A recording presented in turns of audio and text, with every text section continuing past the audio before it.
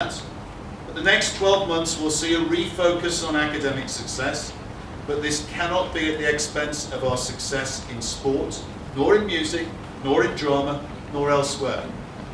Dr. Bain hit that very point in his lecture to our sixth form this morning.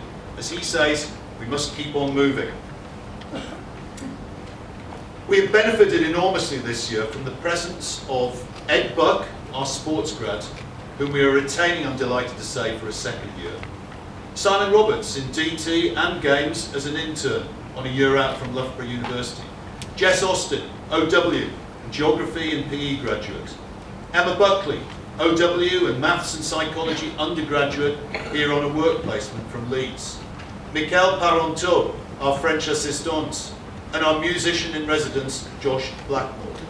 Each of those youngsters contributed an enormous amount of youthful verve and energy to our teaching, and we are committed to continuing as a training school for budding young teachers.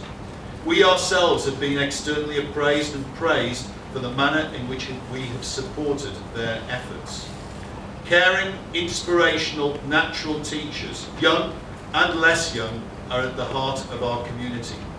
You heard in the Leavers service this afternoon from those teachers and about those teachers. That is the spirit of Wellingborough.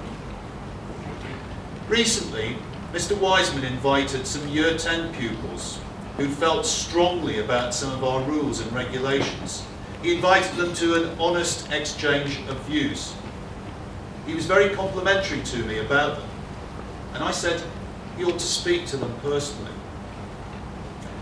I emailed one feisty girl, and she emailed me back. I thanked her for her honest views. She replied, "I love that we promote a strong community of teachers and students, working together and trying to understand each other so our school can prosper as a whole.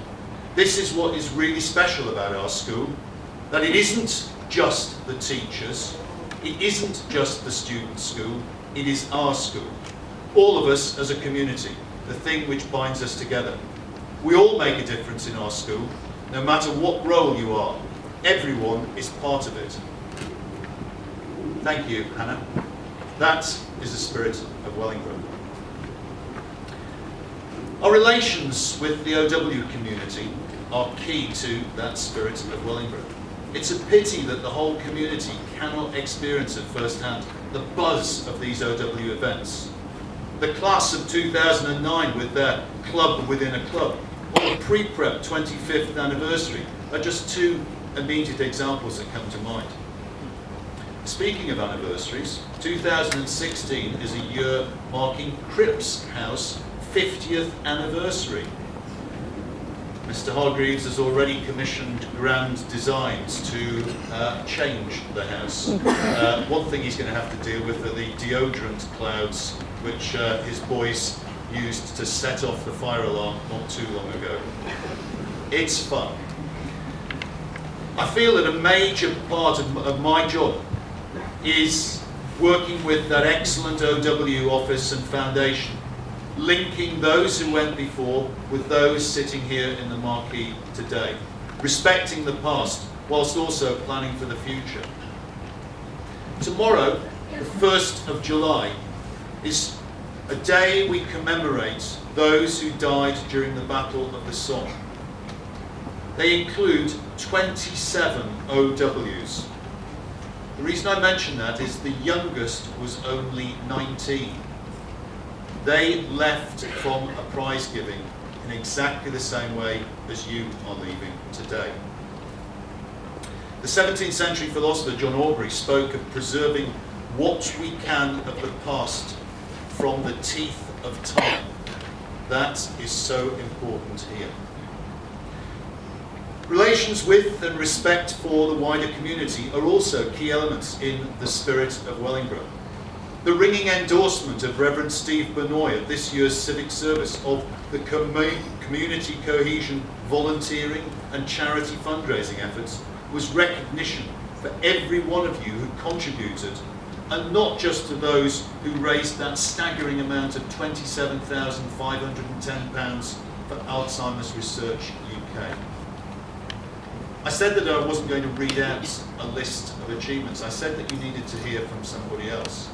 I'm going to invite a Year 9 pupil, Daniel Sharp, who last week spoke to the assembled new parents. Daniel is going to come and say a few words, unscripted from me. Daniel.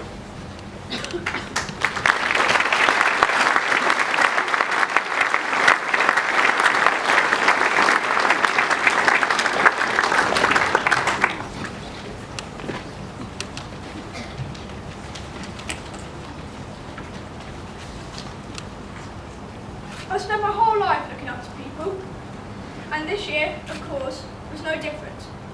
However, it has been more enjoyable than I could have ever imagined, and I would like to share with you what is so great about the senior school. It didn't take long to settle in. 1 week at the most.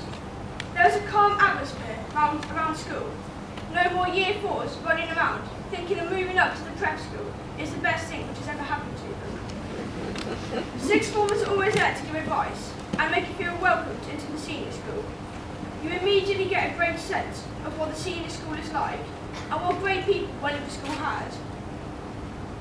The house system is one of the main features of the senior school, and I personally cannot fault it.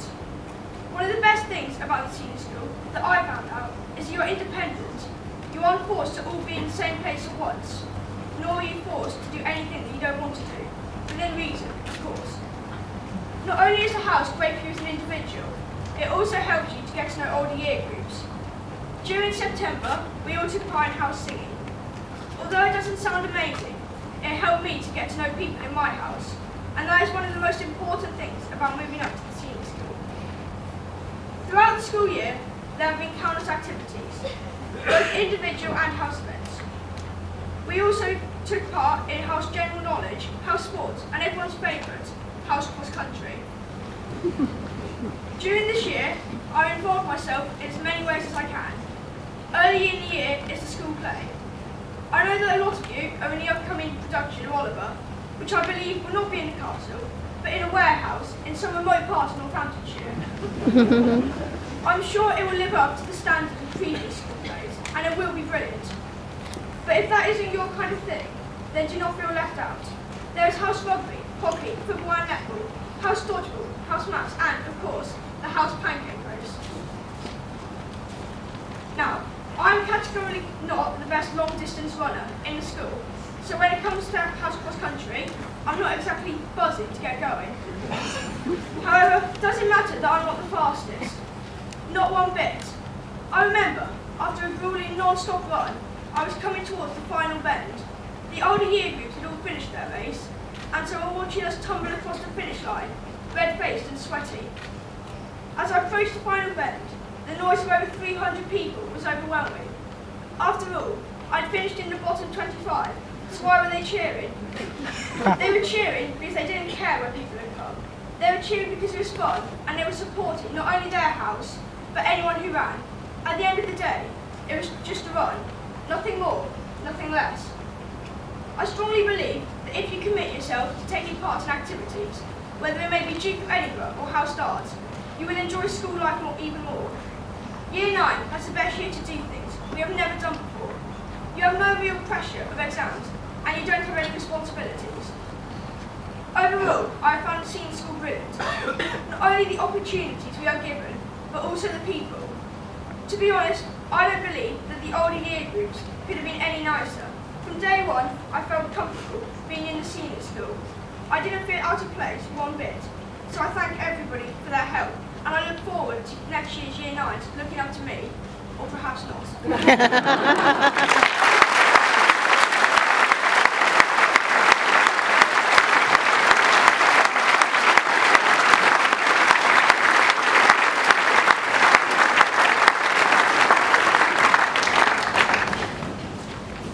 Far more entertaining than I could ever be. Thank you very much.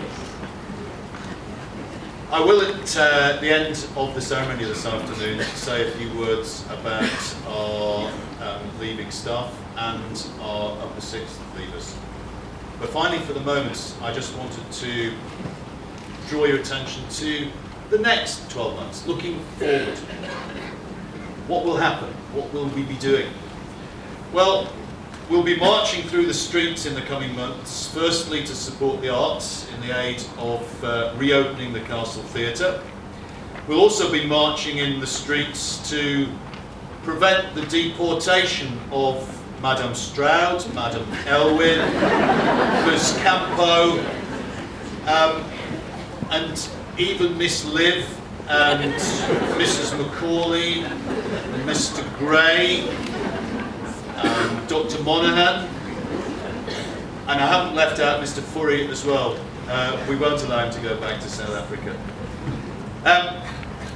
This year there was an unpopular drive on appearance standards, an unpopular mobile phone ban, at least unpopular with students, not apparently with parents. That will continue as we've received almost universal parental support. But most importantly, we will continue to consult with pupils and parents. What will not change is my belief that great academic results can be achieved alongside great music, great sport, great CCF, and of course alongside great selfless charity work. And being kind to one another and saying thank you, that is the spirit of Wellingborough. We will see a fundamental change in school uniform being investigated. I will leave that one hanging there. We will see security changes. They are imminent. I suppose it's a reference to North Korea here, but we will have car registration recognition and more overt security presence around the car park area. We've had successful open mornings, they will continue, but perhaps one of those each year will be on a normal working day, not a set-piece grand occasion, because I think this place is best seen as we are going about our daily business. Elevate education, learning techniques, including ace your exams, will be cultivated further. I hope your sons and daughters who benefited actually came home and explained to you what the outcome of those were. Every pupil needs to understand his or her personal learning style. There will be a major scholarship programme change being introduced from